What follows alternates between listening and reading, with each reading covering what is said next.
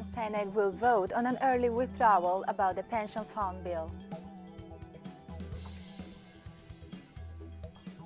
Russian Prime Minister Mikhail Mishustin announced that the government will subside holidays for national tourism. Ethiopia's Prime Minister affirmed there was a common understanding with Egypt and Sudan on dam projects. From the headquarters of Telesur English in Havana, Cuba, this is From the South. I'm Laura Palmero. The Chilean Senate will vote this Wednesday on the bill for the early withdrawal of 10% of the pension fund. For Senate approval, the bill requires the support of the 26 senators because it is a constitutional reform. In this sense, different parliamentary groups are arguing over whether or not to support the reform of the pension fund. Especially say the Chilean Senate will endorse the bill that will allow workers to withdraw part of their funds. However, government spokespersons warn that President Sebastián Piñera could vote to legislation which has an 83% acceptance rate among the population. On Wednesday, the Chilean Port Union announced a strike with the aim of pressuring the Senate to approve the bill that will allow the withdrawal of up to 10% of the pension fund. Longshoremen said that we're aware of that without popular pressure, the bill will not be approved. In addition, dock workers demand improvements in labor rights and reject the pension fund model, which does not reflect the reality that Chilean people suffer.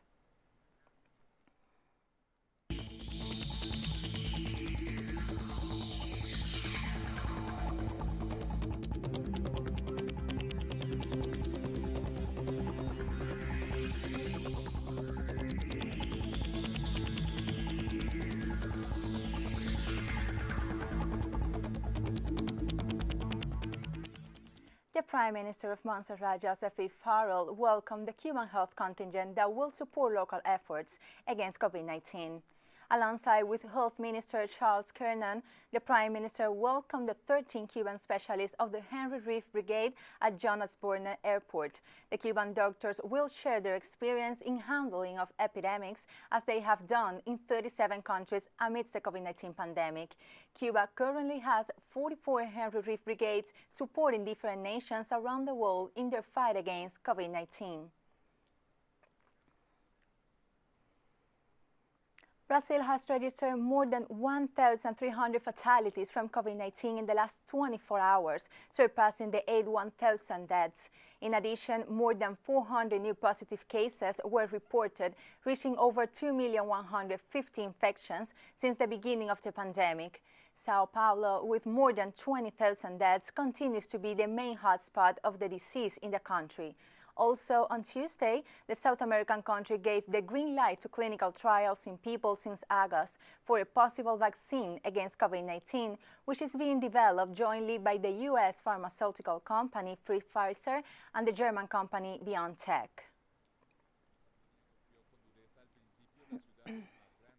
According to the Colombia's health ministry, the country has surpassed the 7,000 deaths from the novel coronavirus.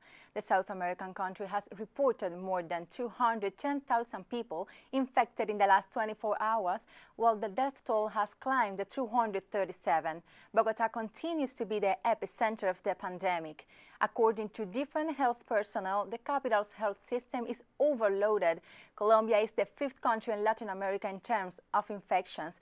However, the government of Iván Duque, under pressure the reactive economy, has relaxed the confinement measures.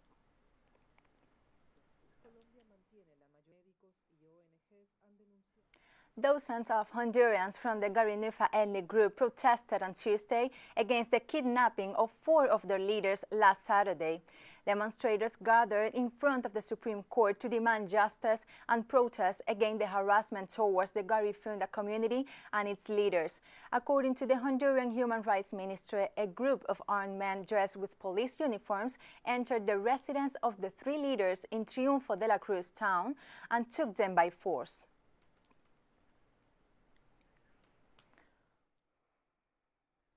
And in Chicago, a shooting outside a funeral left 14 people wounded as President Donald Trump threatens to send federal agents to a handful of U.S. cities led by Democratic mayors. The incident started when occupants of a vehicle began shooting at the funeral while the attendees exchanged fire with the aggressors. According to local media, a total of 63 people were shot and 12 killed over the weekend in Chicago. Chicago Mayor Lori Lightfoot tweeted that too many guns are on our streets and in the hands of people who should never possess them.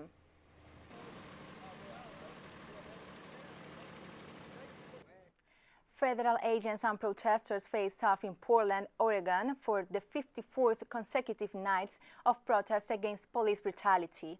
Earlier protests in Portland and much of the United States to denounce racism and police brutality began losing steam at the start of July. However, reports emerged in camouflage federal officers snatching up Portland protesters in unmarked vehicles. Homeland Security agents have used tear gas, rubber bullets, flashbangs, and other munitions to disperse the nightly crowds.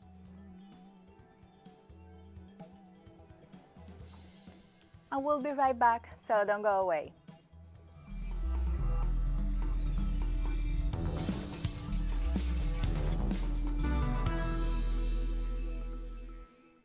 Welcome back to From the South. Russian Prime Minister Mikhail Mishustin announced that the government will subside holidays taken by Russian tourists who vacation at the homestead of the Mediterranean. To push the boost domestic tourism comes after officials lifted most coronavirus restrictions in June. We have already provided subsidies in the amount of about $49.3 million to tour operators. And in the last week, the government has decided to allocate an additional $211 million to develop domestic tourism. The refund amount to tourists will be between $70 and $211, depending on the tour. Beijing says the United States has ordered China to close its Houston consulate in what we call a political provocation that will further harm diplomatic relations.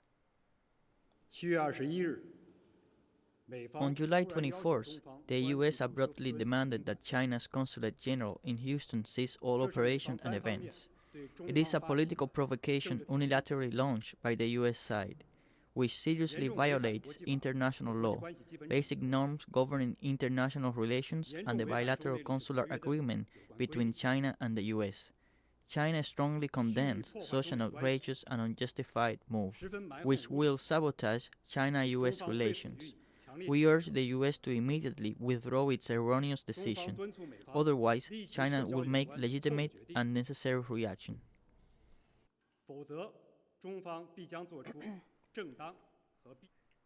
China accuses the United States of slander after 2 Chinese nationals were indicted for seeking to steal coronavirus vaccine research. The Chinese government is a staunch defender of cybersecurity and has always opposed and cracked down on cyber attacks and cybercrimes in all forms. We urge the U.S. to immediately stop its slander and smearing of China on cybersecurity issues. The U.S. groundlessly accusing other countries of carrying out cyber attacks is a textbook example of the pot calling the kettle black. Even more concerning is hackers with the tacit backing of the U.S. government can carry out cyber attacks against the key infrastructure of other countries without permission from high-level authorities. This could easily cause a strategic misjudgment between countries, which could lead to serious consequences. Beijing also says that French claims about the imprisonment of ethnic and religious minorities in China's Xinjiang region are unacceptable, and that accusations are false. China has repeatedly responded to and clarified false reports and accusations on Xinjiang-related issues.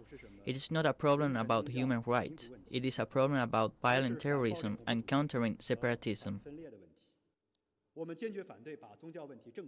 We firmly oppose linking religious issues with the ulterior political motives and using these issues to interfere in China's internal affairs. For all those people with an objective and impartial attitude, we welcome them to visit Xinjiang and see what is happening. They should not be blinded by lies manufactured by certain people.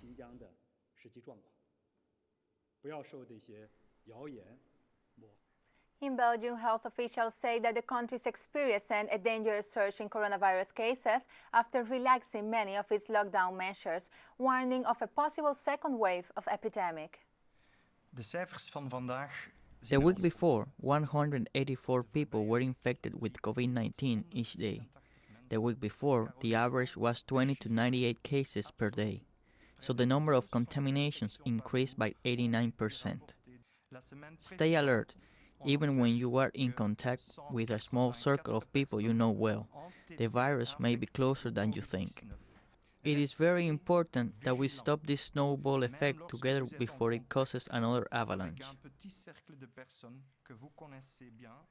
Belgium, the ninth country most affected by the COVID-19 pandemic in Europe, has reported over 64,000 cases to date, and 9,805 people have lost their lives.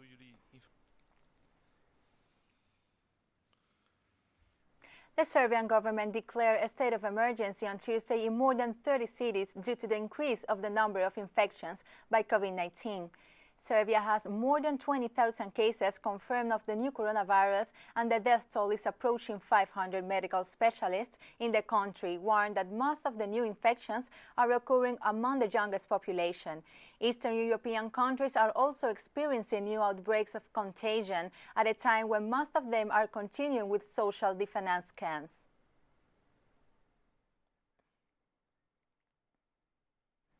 Austrian authorities have decided to reimpose the mandatory use of masks in supermarkets, banks and other public places following fears of a surge in new COVID-19 cases. We have decided that we will reintroduce mandatory face mask use in supermarkets, banks, post offices, all those areas of everyday life. On the one hand, to protect people who cannot choose whether they want to go there or not, because they have to go there. And secondly, because we know that the mask has a symbolic effect. The more it disappears for our everyday life, the greater the lack of concern. Australia's last Boeing 747 departs Sydney after a ceremony marking the model's nearly 5 decades of flying for the national carrier Qantas. The model's retirement was brought forward after the coronavirus pandemic crippled global travel. It was an early retirement for the 747, which was originally slated to go out of service in 6 months. Last month, the carrier announced plans to lay off 6,000 employees and ground 100 plants for up to a year in a $10 billion cost-cutting blitz. Sweet moment when the aircraft leave. It will be bittersweet because of that amazing history, because of what this aircraft has done to change the aviation industry, what it's done to change Qantas, what it's done to change Australia. We've given people the ability to see the world again. We know we all want that. We know we all need it. The 747 did it for 49 years. Our new aircraft will do it for at least the same. Thank you very much, and farewell to the Queen of the Skies.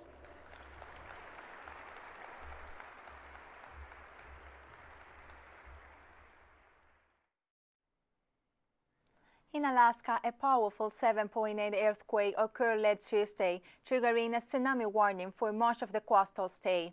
The quake struck just Tuesday at 10:12 p.m. local time and was centered in the ocean about 65 miles southeast of the city of Perryville. According to Kodiak Police Sergeant Mike Sorter, neither damages nor injuries have been reported. The National Tsunami Warning Center said that tsunami was generated by this event, but that no longer posed a threat. The center added that some sea level change may still occur in the area and that people should not return to hazard zones until local officials say it is safe. Once again, this is sort of our area. 13 hostages in Ukraine have been released unarmed after President Volodymyr Zelensky agreed to kidnappers' demand that they recommend an animal rights documentary. The hostage taker was armed with guns and a grenade when he took over a bus, sparking a 12-hour standoff with police. According to local reports, the State Security Service identified him as a 44-year-old Maxim Khrushchev, an animal rights activist with a criminal record for gun possession. In a bizarre twist, one of his demands was to Zelensky promote 2005 documentary Earthlings, a critique of mankind's use of animals as pets, food, clothing, entertainment, and scientific research. And we have more stories coming up after this final short break, so stay with us.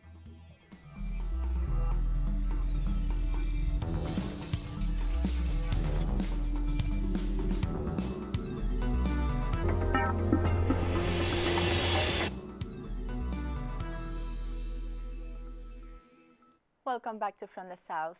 Ethiopia's Prime Minister said on Tuesday his country, Egypt, and Sudan reached a major common understanding for a breakthrough agreement on a significant dam project that has led to sharp regional tensions and fears of military confrontation. The meeting was facilitated by the African Union on Tuesday, and the three countries agreed that Ethiopia can continue filling the dam. Egypt and Sudan view the dam as a serious threat to vital water supplies, while Ethiopia considers it essential for its electrification and development. Last week, Ethiopia acknowledged that water was gathering in the dam's reservoir, though officials said this is a natural part of the construction process.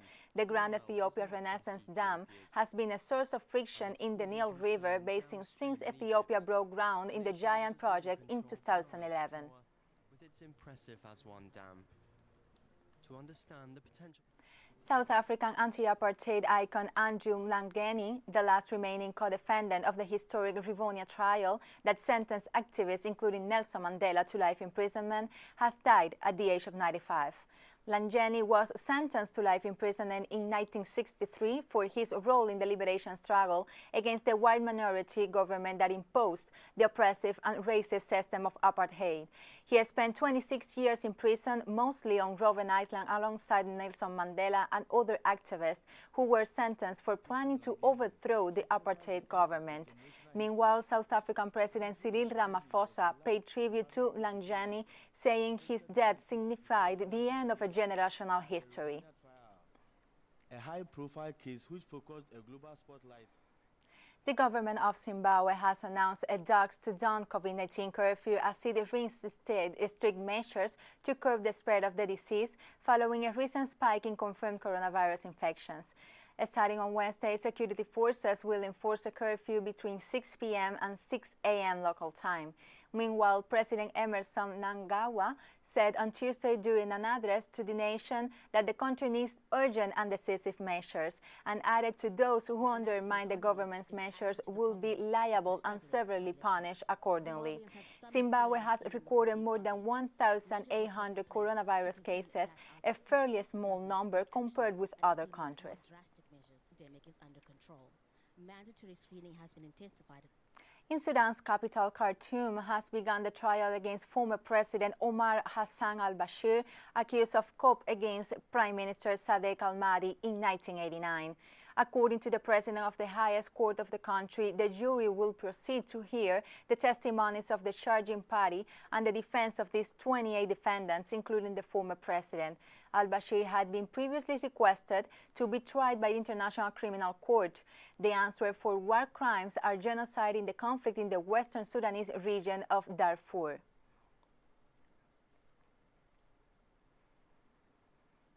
Thousands of Israelis marched on Tuesday to Prime Minister Benjamin Netanyahu's official residence after protesting outside the country's parliament. The march through the streets of Jerusalem was the last of several mass demonstrations in recent weeks as public discontent has bubbled over. Netanyahu has come under growing criticism for holding office while on trial for corruption and mismanaging the country's deepening economic crisis.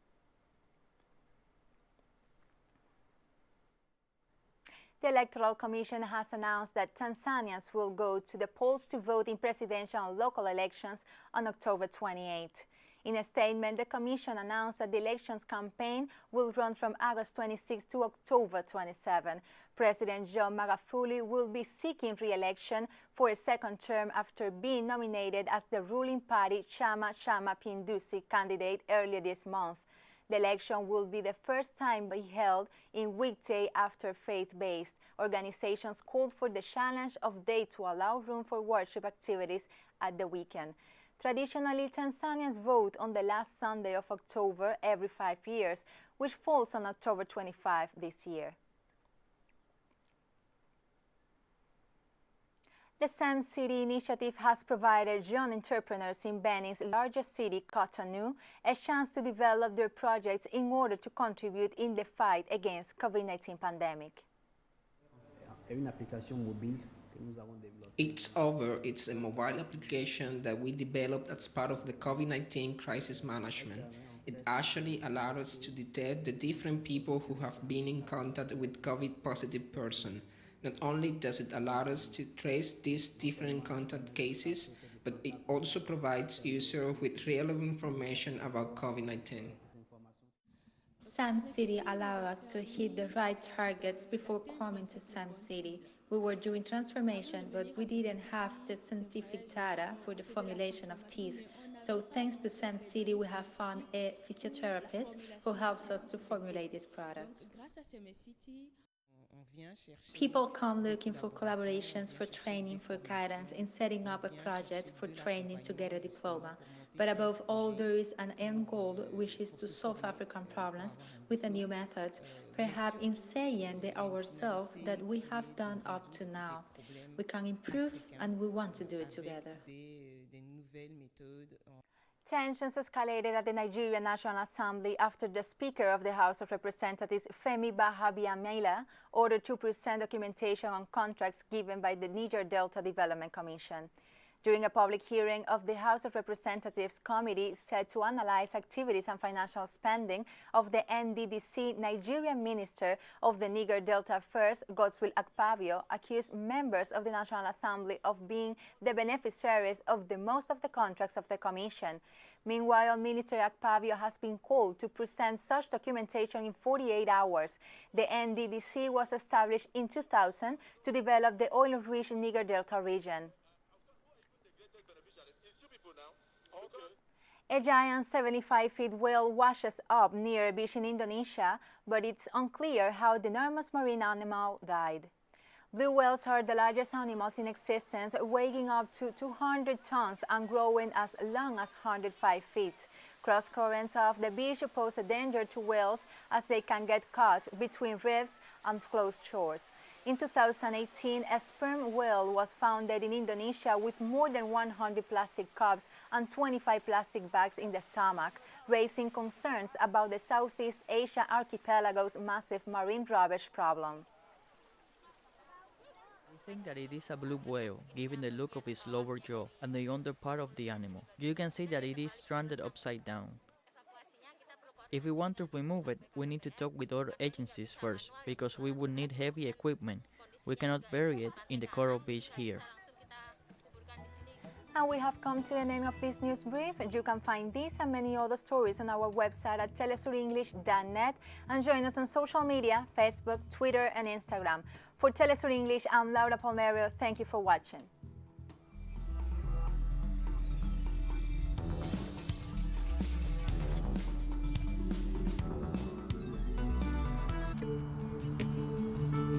Hola, soy